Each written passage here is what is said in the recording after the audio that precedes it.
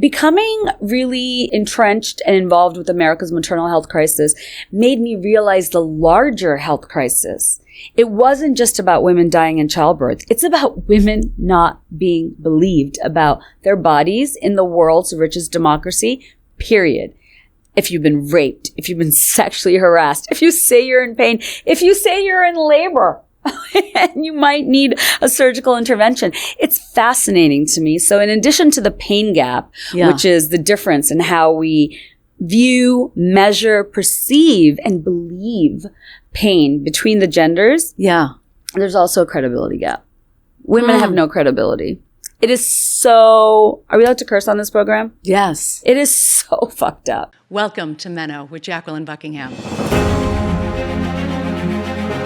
the authority on menopause, perimenopause, and wherever you are on the pause spectrum. I'm Jacqueline Buckingham, founder of MENO, and firm believer that menopause is status, not a sentence. If you're here, something in your body or your life is asking for your attention, and you're not meant to navigate that alone. In our first 2 seasons, we started this conversation, won an Anthem Award, and brought you the leading experts before they were on Oprah. Now we're raising the standard. Each week, I bring you the verified providers, menopause specialists, and authorities you need to understand what's happening in your body and what to do next. From the gold standard in HRT and the little pink pill for sexual desire, to the conversations no one else is having about relationships, identity, and mental health. This is the full picture of your health, because this stage of your life is not just about symptoms. This is about how you live, how you feel, and how to embrace it all, because you have arrived.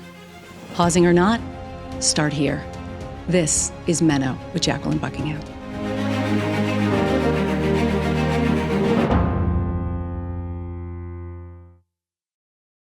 My guest is none other than Anushay Hossain, a passionate writer, podcast host, and devoted advocate to dismantling systemic sexism and racism within the American healthcare system. Her groundbreaking book, The Pain Gap: How Sexism and Racism Kill Women, provides a vital platform for conversations about healthcare trauma, medical misogyny, and offers a profound examination of the women's health crisis in America. She also shares her own story of growing up in Bangladesh and then coming here to America, where she thought the healthcare system was perfect and then almost died during childbirth, is truly not to be missed. Here is my guest, Anushay Hossain.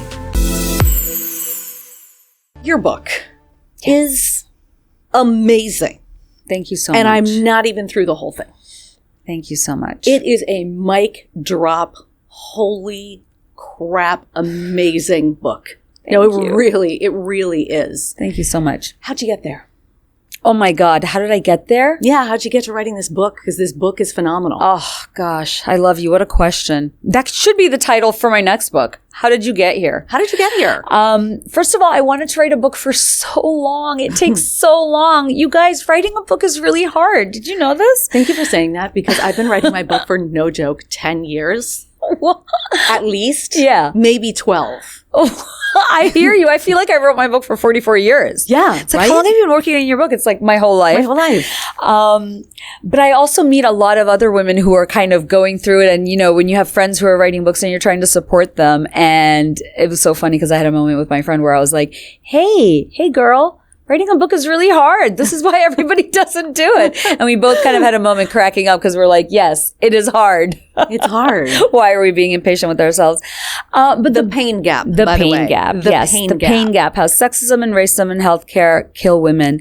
It really came about because I didn't know or think it was possible that women died in childbirth in America. Yeah. Ever, now, currently. And so it really started with my own birth story. Even though I was a feminist policy analyst at the time, I was lobbying on Capitol Hill for global health legislation.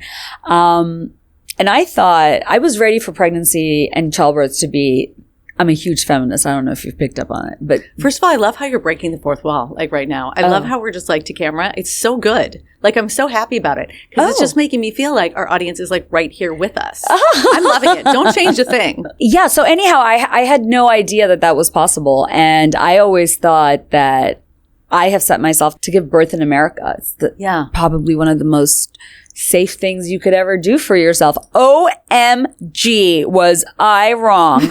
After 33 hours of labor, 3 of which I spent pushing, and an emergency C-section, a doctor I had never met, and mind you, in one of the best hospitals in Washington, D.C., because we love to blame women for their health inconveniences. So you don't know how many people to this day was like, do you think you're a one-off?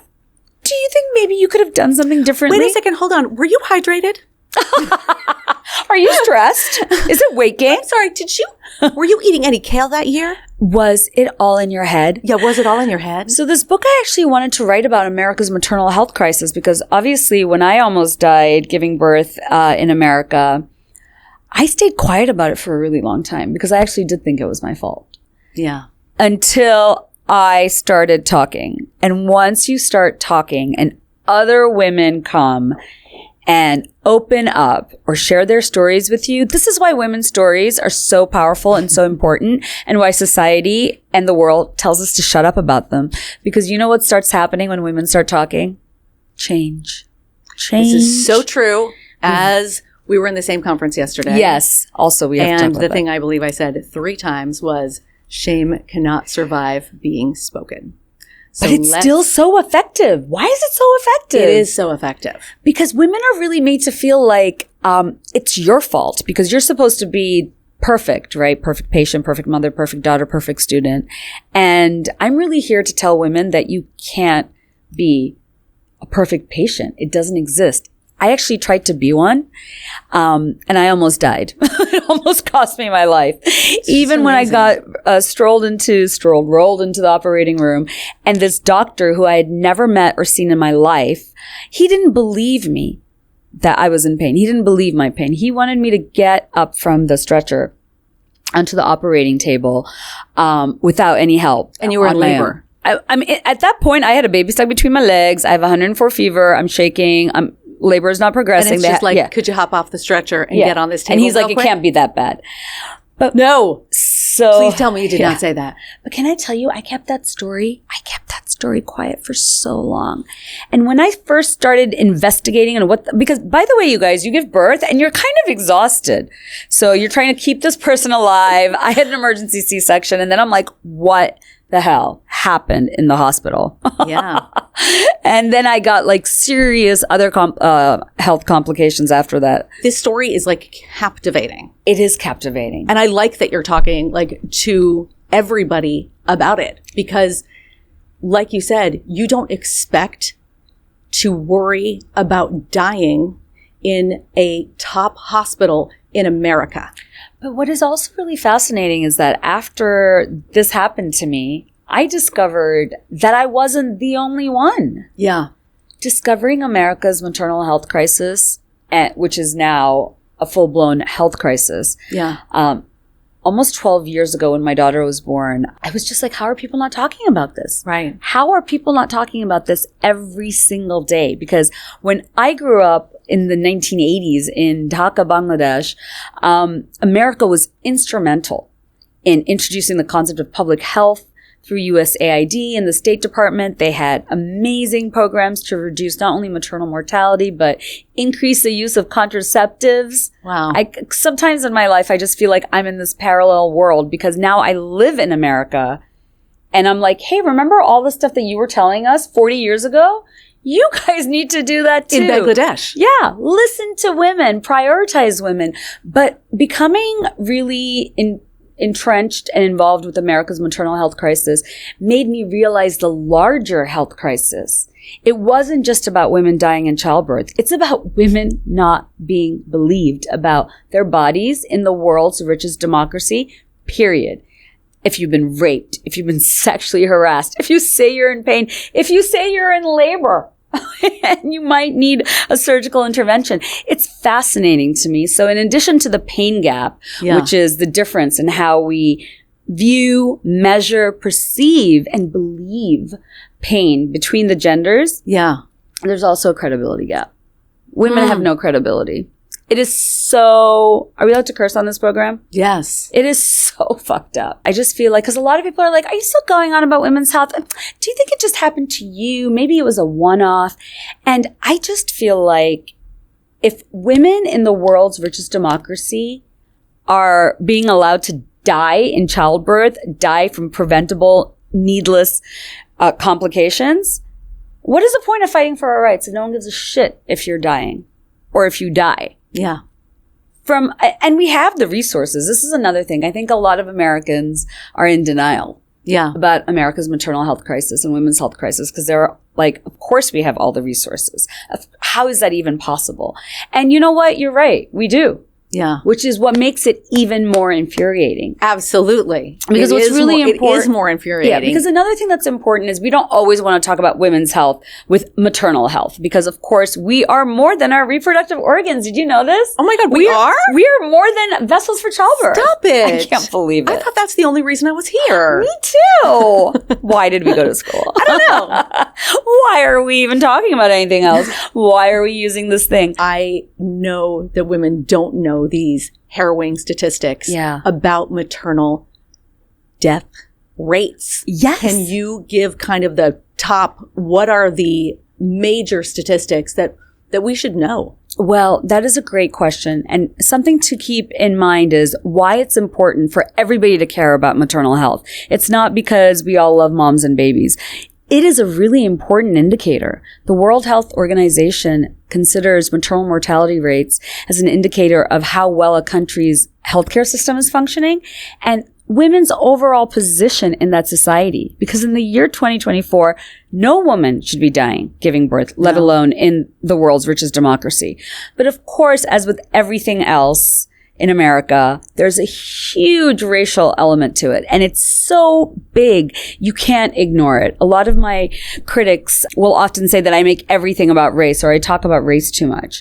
But you can't live in this country and be dismissive about race because you're not getting the whole story. So we often hear that, and I actually think this is why America's maternal health crisis has been allowed to go on for as long as it has, because the people who are paying with their lives are women, yes, but women of color, and especially Black women. But the discrepancies aren't just like, oh, women of color and Black people, they have it worse. No, it's like massive. Black women are 243% more likely to die giving birth in America than in any other rich country. Which is so incredibly unacceptable. Yeah. And it's not just Black women.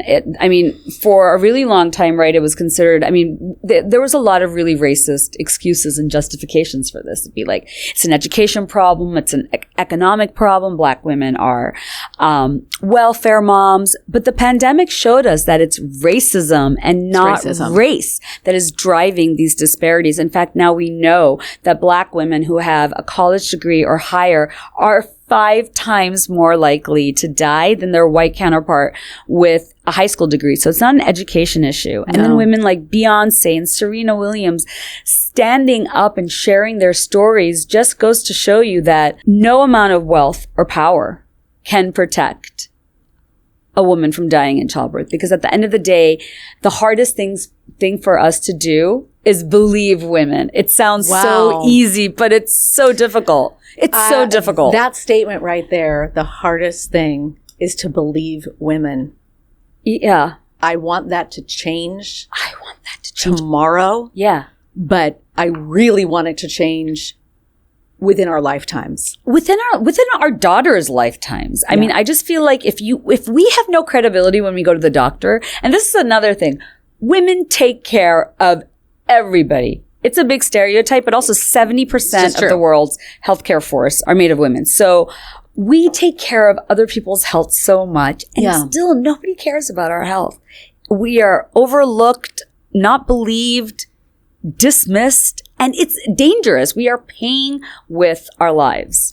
So what was your goal with The Pain Gap?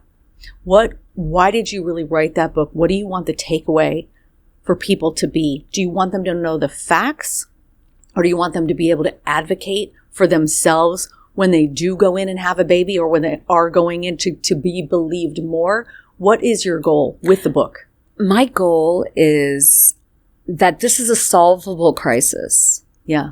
We're in a solvable crisis. America's health crisis, America's maternal health crisis does not need to be this bad.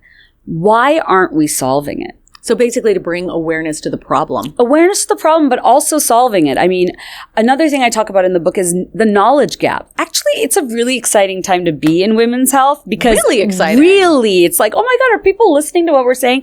The White House Women's Health Initiative is historic, very big deal. Halle Berry just last week came to Washington, and I think in the legislation that she championed, so amazing, $275 million right there for women's research. So we also haven't studied women. No. Men's bodies, white men, middle-aged, has been the default. Even for me, can you imagine? Me and this white guy do not have anything in common. But we have not studied women, how things affect women. And do you know that heart disease is one of the leading causes of death for women in America? I do know that because in this very chair was Dr. Jane Morgan, cardiologist, and we talked all about basically the heart gap. Yes. And why heart attacks are never recognized in women. Yes. And how different they look in women. That's a huge part of Dr. Somi Javed's story. Exactly. Her mother went in and had a quadruple bypass, and they were basically like, you're good. Yeah, you're good. And please go home. Actually, women are 5 times more likely to be dismissed mid-heart attack. Mid-heart attack. Mid-heart attack. And there are some stories, and also some of the women that I spoke to for my book who were sent home from the hospital and then had to come back because women present their symptoms differently. We don't have like a Hollywood heart attack where we clench our chest and fall over. No, we don't at all. We get nausea. We get shooting pain up the arm. Yeah. So you really, really, I mean, you have to know, but in general, people have to know. And what my big goal with the book is, and just with my work in general, is making people understand that women's health is not a women's problem. Like you said, it's an indicator for the country. Yes. So how well basically you're doing women's health is how well you're doing as a country, which is why America not doing women's health well is such a conundrum. Exactly. But it also has an economic impact. It's not just a social impact. I mean, one of the most important things that America preached overseas to developing nations was that if you invest in women and you invest in women's health, right, they're going to put that right back in their families, their communities, and in their countries. So women's health has an economic impact. I don't know why America forgot all their talking points. Bengali girl needs to remind them.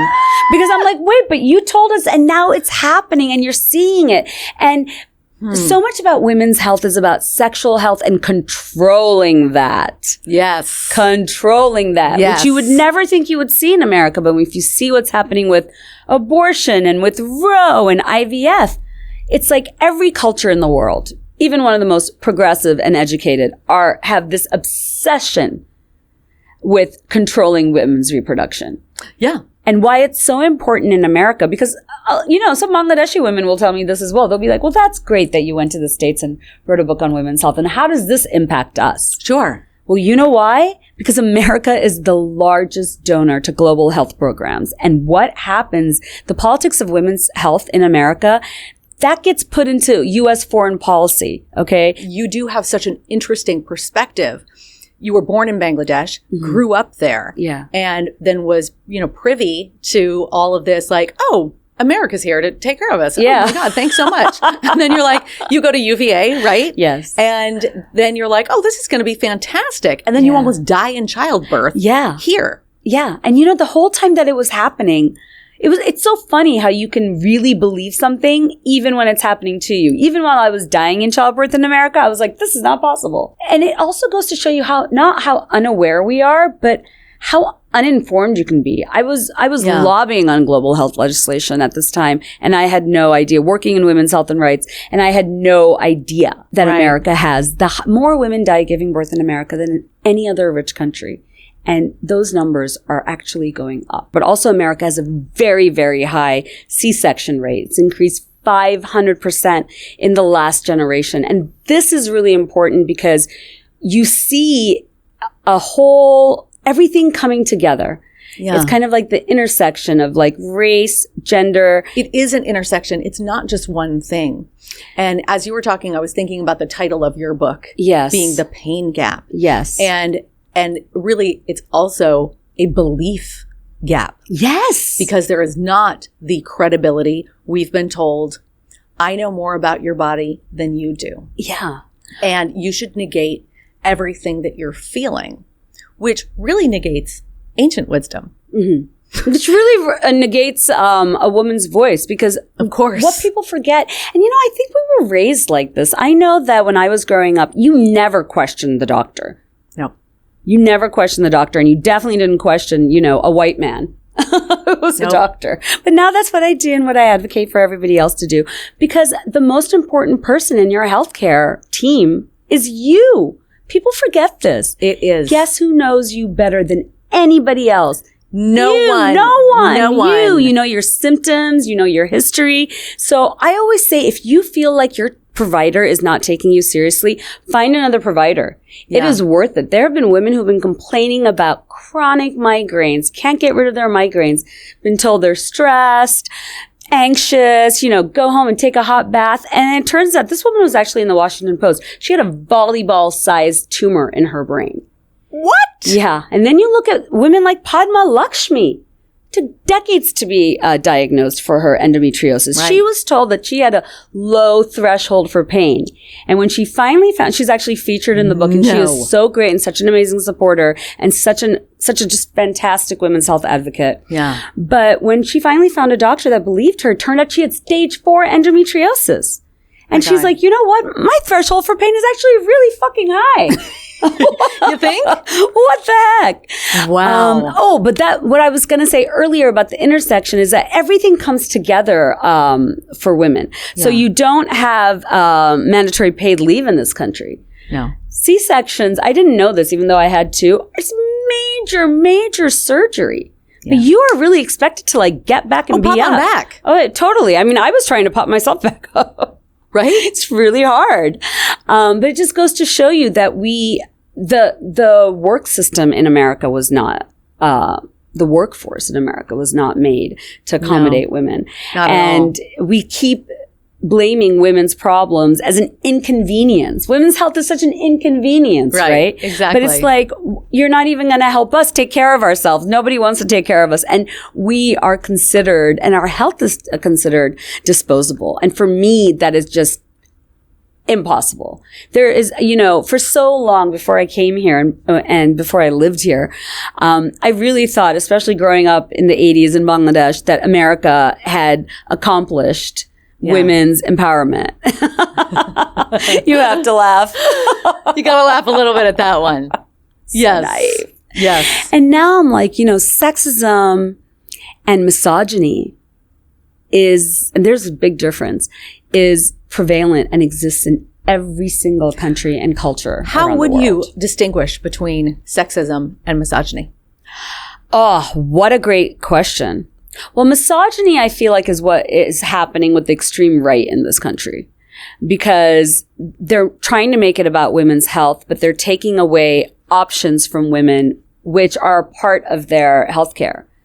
And also just human rights. Just human rights. So I think misogyny is when you really don't care about women's human rights. Mm-hmm. And since Roe has been overturned, we've seen, actually, I think the number was 65,000 rape victims were not able to access safe abortion because of Roe. So I think that we've all seen the headlines and the stories, and you're just like, oh, this is happening in some small town, or this is only happening in the South in America. No, it's happening across the country. So I think when you don't care about a woman's life, and you don't care if she might die, and you know what life-saving medical procedure could save her life, and you try to deny her access to it, I think that is misogyny. I think sexism, everyday sexism, we all have our stories. But I think with misogyny, it comes down to the life of a woman, why we don't respect the living, breathing life of a woman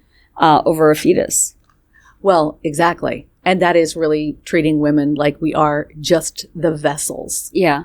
And also treating us like kids, like infants, you know? Mm-hmm. I mean, women being able to make choices about our bodies and our healthcare. It's not even like your body's in your healthcare. It's your entire life. Yeah, exactly. It's like, oh, I'm sorry. Are you also going to provide the money, the nanny? Like, how about childcare, all of it. Right? All of it. Are you comes also out. going to show up and take him to school on Tuesdays? No. Because what? This is the other thing. Forced birth in a country that doesn't give equal pay, mandatory paid leave, maternal leave, you name it. So it's like women are supposed to forced to have children, and then how you feed them and how you keep them alive is your problem. But this is a pro-life society. Pro-life for everyone except for the life of the woman. Exactly. That's a great way to put it. And the glaringly absent from the conversation is men. Glaringly absent, but also glaringly there. I mean, who is actually writing and formulating this legislation? Are old white men on Capitol Hill. But Jacqueline, how great would it be if we went to Capitol Hill and asked men who are making these laws and policies to identify the women's reproductive system? Where is the uterus? Where are the fallopian tubes? Spill the tea on that. Yes, please. Please, in detail. Take your time. Point out their uterus. So it's like most of these men can't even find, since we're on the podcast called Clitorology, can't even find a woman's clitoris. They don't even know where it is. Probably not. But they will make sure if somebody else knows what it is and you get pregnant, you won't be able to access that service. Well, and that really, brings me to women as a gender globally. Everything to do with a woman has shame attached to it. Yes. Your period, your pregnancy, and your everything about women's sexuality has shame. Your endometriosis. Yes, totally. Your menopause. Shame, yes. All of it. I hate that word. In Urdu, the word is called sharom. I'm sorry, in Bangla, but it's originally a Farsi word called sharom. And it is so damaging to women. And I feel like it's really interesting because throughout the world, this thread of shame exists, even in America. So that's what my book's about. It threads that through line. Well, what do you think America's problem is? What's America's problem? Is it our Puritan roots? Yes, it is. It is the lack of huge pussy energy that is What is going on, America? It's a huge country. You have a huge pussy. You don't want to share. Let anybody in. Well, I mean, exactly. But we don't claim that, right? We're really not swinging that huge pussy energy around, which is how I think that women can actually advocate for themselves in this place that we're in. Mm-hmm. Because just to know the statistics, they are harrowing. What can we do about them? We can advocate. We can say, no, this is my level of pain, and actually not accept what's being served. If you're served something at the restaurant and you are allergic to it, you're going to be like, you'll ask for it. Yeah, you'll probably apologize 50 times. Yes. And then be like, I'm so sorry. I'm really sorry for being a bitch, but I'm really not. But we have to advocate. We have to actually believe ourselves and listen to our bodies, trust what our bodies are telling us, and then follow up on that by speaking about it. When they say you need to go home. Yeah. No. I'm going to stay right here. Yeah. But you know what is also I'm like that. But, God, for so long I kept this story to myself because I felt like, when you say advocate for yourself, I'm all about advocating for myself. But there are some situations where you are literally physically not able to. Like, yes, true. But I also think back to that doctor. But it's about giving yourself some grace too, because it's been 12 years. But I think about that doctor almost every day. Do you really? You don't even have to know me to know that I would tell you to fuck off if there was a problem. But I was so polite to this man. I was so polite and almost submissive. This is hard to believe and yet easy to believe. Right? Yes. Because I was trying to be the good patient. Yes. The perfect patient. Ooh, bad patient. Maybe that's the next book. Yes. Bad oh my God. patient. Bad patient. Bad patient with huge pussy energy. Watch out. She's on bad a gurney. Bad patient with huge pussy. She's on a gurney and she's not leaving. No. And by the way, she's not going to get up off of the gurney. You're going to need to roll her over. Yes. Because she's got a kid between her legs. But it goes to show you that you can be what you call a strong woman, but there isn't always I don't know, the environment isn't always right, which is why one of the things I say in my book is to take somebody with you to your doctor meetings, to your doctor appointments. Agreed. I just had this conversation with someone too. Oh, we were talking about cancer. Mm-hmm. And it was, the amount of information that's coming at you. Let's say if you are diagnosed, if you're in that position that's so overwhelming, you're dealing with a knowledge gap, you're trying to get up to speed. But I think in any doctor's visit, I agree. That kind of, just that support system. Yeah. And if you can't, I now prepare for my doctor's visits. Prepare for your doctor visits. Yes. So That's one of the things I say in the book. And yes. actually, just like you, I've got a notebook. Yes. And I've got a pen. And so I'm sitting there in my little gown, with your legs dangling. Take and you feel notes. like Kermit the Frog. Yes. And it's just it's a very, it's so isolating. It's and very so isolating. Who looks good in that gown? Can we redo the necklines, please? And also the power dynamics are so off. It's okay to feel intimidated and scared at the doctor's office. But if you don't get your questions answered, it's going to be your life on the line. Which is why I have an agenda. And I truly bring an agenda. It's like in a meeting where you're like, seriously, and here's what we'll be talking about. I've got the clipboard and I'm handing out the notes and I'm like, but also take your family history with you. Have your paper trail. Do the homework. I just had this moment with my dad where he still thinks that, even though I'm managing his healthcare now, he still thinks that you're supposed to go to the doctor and just sit there. And the doctor is this magician who tells you everything. Right. And I'm like, no, Dad, tell him what you know. You are the expert. You are the expert. He is not the expert. And please help your doctor out. Help your doctor out. Absolutely. Give him as much information as you possibly can. It makes a huge, huge difference. And also research what you have. I mean, it's difficult. Can I tell you? Doctors don't like it. A lot of times women of color, women in general, but women of color are, there's a stereotype about the angry black woman or like the pushy brown woman. That stereotype might be true. But it's your body. It's your health. It matters. There's probably, and you know what? You do it for yourself. One day you're going to probably need to do it for your daughter. Yeah. Or for your granddaughter. Yeah. So women need to advocate all the time. And look, to be fair, it gets exhausting. It gets freaking exhausting. I would never in a million years say to anyone oh my God, why didn't you advocate for yourself? No, of course not. I'd be like, oh my God, of course you couldn't in that moment because you were exhausted. But I do that to myself. I do it too. I'm just like, why didn't I say something? I do it too, which is why I bring the agenda now. It is why I bring the agenda. But then I'll learn new things. And I will sometimes quote, PubMed articles. Yeah. I'm like, well, I did say this. And I do feel like I'm kind of the bad patient, but also kind of the good patient because it is my health. I am paying for my health insurance. And it is my right. And so if I am the stereotype of the entitled white lady, that's where I'm like, I think we have to do that. Yeah. All of us have to do that. We're not going to, cure racism overnight. No. And we're not going to cure sexism overnight or misogyny overnight. Yeah. But the thing we can do, and people were asking me yesterday, well, what can we do? Mm-hmm. And I was like, get as educated as possible. Yes. Get to know, trust yourself. Yes. Trust your body. Yes. Listen to that. You're the loudest voice. You're the loudest voice, and also you're kind of the expert. Because women's bodies have not been studied. I mean, it's great that we have the White House Women's Health Initiative, and it's great that a lot of things are moving now. But it wasn't until the 1990s that the National Institute of Health or the FDA even had mandates to include women in their clinical trials. Yes, I was graduating from high school. Truly. What the fuck? It's like a big problem. And then they're like, oh, well, hormones make everything so complicated. But hormones affect us so we need the studies with the women and with the hormones. Because and this explains why, now all the great conversation around menopause, which is so great. What did we found out? It's not taught in med school. It's offered as an elective. It's not a mandatory course.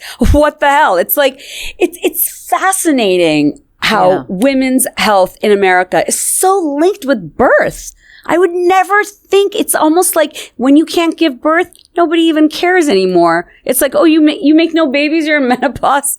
Go on. It's like bikini medicine, the legacy of hysteria and bikini medicine impacts women's health, and whether or not we get a diagnosis. To this day, I just feel like one of the most important witnesses and advocates and allies you can have in your life are the men in your life. Oftentimes, I mean, not everybody's in a heterosexual relationship, but oftentimes your partner is a really important witness. Of course. I can't tell you how many times I thought I had imagined what had happened to me. Yeah. Or maybe it was all in my head, or maybe it wasn't that bad. But my husband's like, no, I was there. He's like, and then this, and then that. And I'm like, wow, he remembers so many parts of my story that I don't. And it's so important and so validating. Yeah, definitely. So men have a huge role. And I feel like even if women aren't informed on the issues or can't articulate things they know, right? Women know. Yeah. We know that we're in the shit end of the stick. We know about the politics of women's health. But men don't know what a big role they have. Because they're probably thinking, oh, I don't know anything about this. But it's like, no, men have all the power. And can I tell you, when you explain it to your male allies, they get it. They really get it, because women's health is not a gender issue. It's a family issue. It's actually an economic issue. So educating more men, bringing them into the conversation. And another thing I'm doing, I just joined this board where I'm like, in our fundraising, we are going to tell everybody to bring a man. Bring a man. We are love that. Fundraising for women's health with women, talking to women. We know. Let's educate and spread this information. Absolutely. I believe the majority of men do want to help. They do. I think they feel really awkward and they don't know what the hell's going on. Yeah, which also means that we've got to muster up the huge pussy energy to have them basically tell them what we need help with. Yes. And that just means, knowing what the problem is. So thanks to your book. Yeah. And then also understanding how we've gotten to where we are. Yeah. And I know that we've gotten to where we are. We've gotten to your book because of the messages that we are given. Yes. Globally. The Black women, the white women, the brown women, all the women. Yeah. We're all given those. And that is something where if I could flip a switch, that's what I'd change. I would go, I am going to come in and do a shamectomy. Yes. And remove the shame from shamectomy. I love it. Women's bodies and women's sexuality. Women's pleasure, women's happiness. Which, all of it. But it's interesting because we know about the politics of women's sexuality, but what is the kind of cultural rejection of women's pleasure? Because it's here as well. Women's sex for pleasure, it's a part of your overall health as well. I feel like it's still very taboo. More so kind of in the States. Hence this show. Yeah. That's what we're doing. But you know what? People will be shocked. People will be shocked at how backwards the United States is. Well, I think especially if you come from another country that has this image of America being the land of the free. Yes. The home of the brave. But it's also not sexual liberation if you can't control your reproduction, right? Well, that's not the land of the free. That's not the land of the free. It's definitely not the home of the brave. Yeah. No, it's not. So I would say it's definitely the place that needs huge pussy energy. Yes. That huge needs, pussy energy. women who will not back down, women who are knowledgeable, who trust themselves. That doesn't mean they need to have 55 degrees. No, it just means they're listening to their own bodies. Yes. And they're saying, this is what hurts. Yes. This hurts right here. It's a level 8. Yeah. I'm not going down on that. Yeah. Like that is so important that women know that we actually, when you said, men have all the power, you disagree completely. I believe women have all the power. It's a matter of us using it. We have to use the power we have. Yes. We are the ones who are providing this human race. Well, I think we are delivering them from our bodies. Literally from our huge pussy. Like, hello. Like, here you go. But don't you think that, I think women are inherently more powerful than men. I would just say, I feel like men are very powerful, but I feel like men are, this is generalization, huge generalization, better at using it. And we've just been taught kind of be quiet and be polite and don't get angry and don't, nice. You're not in pain. And, and by the way, when you're done having kids, we don't care what happens to you.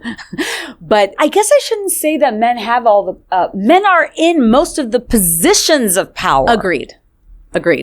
Agreed. I mean, literally with like a stroke of their pen. No, they're holding most of the world's wealth. So this is the problem. So I don't think that they are more powerful. They are in more positions of power. I do believe, though, there's power in the masses. So even though men are running our biggest Fortune 500 companies, most of our companies holding most of the world's wealth, et cetera, there's power in all of us women coming together, which is why I do want to touch on that conversation of how your experience in Bangladesh and my experience growing up in Texas and America is actually, we've gotten the same messages. Yes. We have gotten the same messages. How crazy is that? And I know women who were raised in places in Africa where their culture was to get their clitoris cut out. Yes. And in cultures where, you can't go out without a male escort. We're given the same messages. So that coming togetherness of women, if I could also flip another switch, it would be that we all come together as women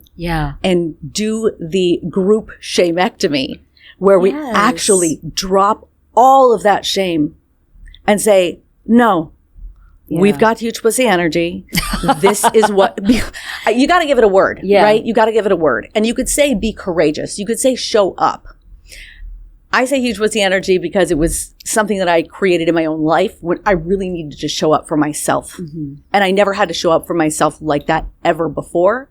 And I so was committed to being a positive, strong, amazing role model for my daughter. Yes. And so I was like, and this came out of actually being censored. And by writing the book. Wow, good for you. So writing that book about how, in all of these cultures, we're all given this shame message. Yes. And I got back and I share the book with my ex-husband, who I adore and who's written 2 books and I respect greatly. And he said, Jack, this is really good, but it's so depressing. And he said, can't you just make it funny? And I was like, what? That's what my husband says to me. But guess what I did? You did? No, I turned it into a sketch comedy series. Oh! Yes. Oh my God. And one of the sketches is called Huge Pussy, and it's where calling somebody a pussy is a compliment rather than a put down. Yes. And then that got censored, so I couldn't put that on Amazon. Meanwhile, on Amazon, there was like dick, good dick, dick night, the documentary, all these other things. Big dick. And I was like, wait a minute, why is that word? Why do you have a problem with that word? Yeah. And so I ended up carrying on at the premiere. The films got into film festivals all over, brought my daughter to the premiere in Hollywood. And I was like, we're going to bring these huge pussy bags on the red carpet. And we did. And people were like, oh my God, what is that? It started such a fascinating conversation. And that's when I was like, I'm committed. Because when I looked up pussy in the dictionary, terrible definition, terrible. And you look up balls and it just says courage and nerve. Yeah. So I was like, we're getting that changed. But then also we're going to normalize it by seeing the word all the time. Yes. And that's why we have this here. It's not necessarily for shock factor. It's to normalize it. Well, we have just such a problem with the female body. I mean, why are nipples not allowed to be shown on Instagram? But female nipples, but thank you. Male nipples are fine. Or why do we have such a problem with women breastfeeding in public? In the United States. Yeah. Who cares? By the way, when you're breastfeeding and your baby's hungry, you got to feed the baby whenever the baby wants to be. If you have the food right there. If you have the food right there. readily available and that is working for you, yes. But it is really interesting that the shame is global. Is global, because I think the idea that women should suffer and that it's predestined for us is global. That is most definitely global. And that's a problem, because that's bullshit. Why do we have to suffer? And how amazing are female orgasms? Why don't we study that more? Please study the young ladies who are considering your vocation. Please study the clitoris. Seriously, there's apparently over 500 nerve endings there. Like, I mean, God forbid the female orgasm. Yeah. Oh, no. Over 10,000. Over 10,000. Let's study it now. No, it's amazing. It's amazing. It's amazing. Imagine how powerful that is. But look how we have, I mean, this is very extreme, but the idea of female genital mutilation is a big thing about making sure women don't have pleasure. How violent are we about removing it? I mean, very violent. Women's sexual pleasure and the clitoris. So and the clitoris. I'm like, and the clitoris. You call it what you want. Yes. I mean, some people are clitoris people, some people are clitoris people. We're clitorology. We're clitorology here. Like, it's kind of easier to pronounce. Yes. But I made that word because I was like, there's really not a word for, you could say women's sexual health. Yes. But I want to get more graphic with it because I feel like we need to get more graphic with it. Yeah, people are not graphic with it. And people really think that women's health is just about like your reproduction. People don't think about your sexual health, how that impacts your mental health, all the changes that happen in I know so many women who have no sexual pleasure. Older women. I do too. And I know younger women who do too.